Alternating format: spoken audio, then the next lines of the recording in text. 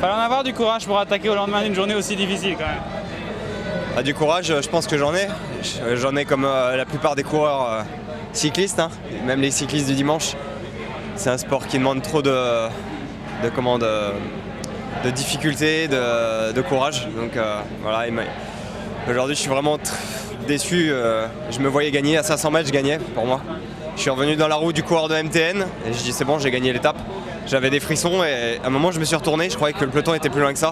Et j'ai vu le peloton à 200 mètres derrière. L'arrivée était en faux plat montant et je pense que si l'arrivée est plate, je gagne. Voilà, c'est comme ça, il y a 200 mètres de trop dans ma vie de coureur cycliste, je crois. C'est que 5 coureurs face au peloton, mais vous avez vraiment bien géré votre effort, hein. On voit à la fin, il n'a pas manqué grand-chose. Dans une première partie, je suis 23e au général à 20 minutes. Je pense que j'avais un peu de liberté quand même si c'est pas beaucoup. Astana apparemment a roulé les 40-50 premiers kilomètres, nous a tenu à 3 minutes. On n'a pas trop compris pour. J'ai fait même me relever de l'échappée. Et on a essayé de la jouer fine. Un moment on accélérait, un moment on ralentissait. Et à la fin on a vraiment envoyé à 40 km de l'arrivée. On a dû le voir d'ailleurs, le temps on bougeait presque pas, 2 minutes 10. On a vraiment roulé parfaitement, peut-être dans les 2-3 derniers kilomètres. C'est peut-être les 3-4 secondes qui me manquent à l'arrivée. On s'est un peu trop regardé peut-être dans les 2 derniers kilomètres. Alexis Goujard a tenté 2 fois, peut-être ça a désorganisé un peu le groupe. Mais bon, voilà, on s'est joué la victoire. Peut-être il savait qu'en arrivant peut-être au sprint avec moi, il avait perdu.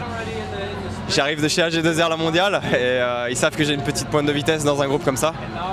Et moi je pointais aussi Alexis parce que je le voyais fort. Et je savais que dans le final, si le peloton allait revenir, il allait bien rouler pour pas que le peloton justement nous reprenne. Donc j'essayais de me caler dans sa roue. C'était la journée pour les échapper aujourd'hui?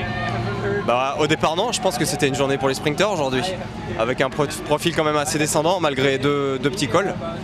Mais qui tente rien à rien, j'ai tenté. Voilà, il y a 200 mètres de trop aujourd'hui. La forme est là quand même, il y aura d'autres opportunités. La forme est là, ouais, je suis 23e au général. Comme je disais ce matin à des journalistes, t'es 150e au général, t'as de quoi t'inquiéter. T'es 23e, tu peux être serein au niveau de l'état de forme. Voilà, hier j'étais pas trop mal. Aujourd'hui j'ai voulu tenter. Nous, avec Ethics Quick-Step, tous les jours on veut quelqu'un dans l'échappée pour essayer de se jouer la gagne. Et ils ont eu raison parce qu'aujourd'hui, 200 mètres de trop. Et même plusieurs fois j'ai demandé au directeur sportif de presque de me relever de l'échappée parce que j'ai dit c'est une journée qui sert strictement à rien. Et à 10 km de l'arrivée, quand j'ai vu qu'il y avait encore plus d'une minute, là je me suis dit à l'arrivée je vais leur dire un grand merci parce que c'est grâce à eux aujourd'hui.